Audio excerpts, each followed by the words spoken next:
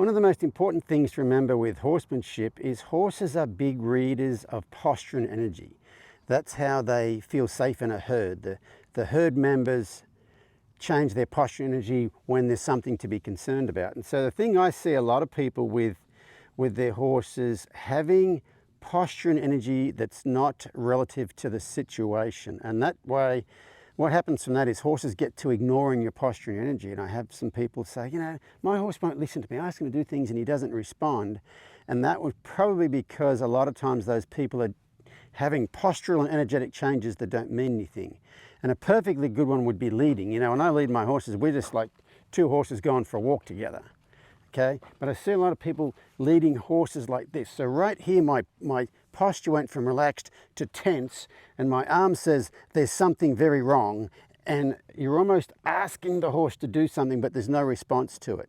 You know, if I were to, hello, mister, if I were to reach out and touch this halter here, I would want a response to that, then I'd let go. But the only reason I would touch it, maybe I'd want a response this way. Maybe I'd want a response this way. But unless I want a response, I'm not going to touch that. And if I'm going to walk, we're just going to walk together. And so people might say, well, what happens if your horse walks too fast and gets in front of you? Chances not, are you, mister? If they walk faster than you, instead of trying to tell them to slow down, just go, hey, let's go over here. And then, oh no, let's go over here. And now they're back behind you again. So you can get them to, and what that does is it changes the horse's mind. If you're just pulling on this, they're thinking about going up there, and you're pulling on this and you're slowing the body down, but the mind is still up there. And if you watch this, we'll walk this way. And if you watch, see if Chance gets looking at something. I'm waiting to see his ears are looking at something up ahead of us. There's a mare turned loose up here. You might start looking at her. Chance, are you going to look at her? What I was going to say was, if his thoughts were up there on another horse, oh, he might come into view of a couple of other horses here for a second. Let's see. Like say he was looking up there and then I turned here. See his ears just flicked over here? What happened when his ears flicked over here right then was he let go of that thought. He was thinking up there, and then when I went this way, he's now thinking over here. What you doing there, mister?